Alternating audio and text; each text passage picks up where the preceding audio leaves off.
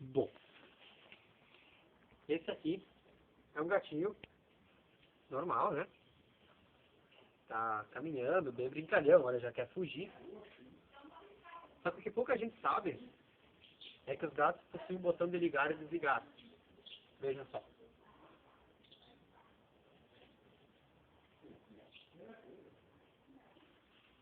Com esse simples movimento, o gato está desligado. Agora nós vamos ligar, ó. Está desligadão, não pode nem se mexe.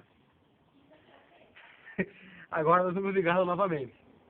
Tirou, ele vai voltar, o sistema se iniciando, né? E conforme o sistema se inicia, ele vai se levantando e vai fugir. Vai, gatinho. Ih, quer brincar, ó. Podemos desligar ele mais uma vez. É, fugiu. Eu ia desligar ele de novo, mas já fugiu. Vamos ver? Você quer ver como é que ficou?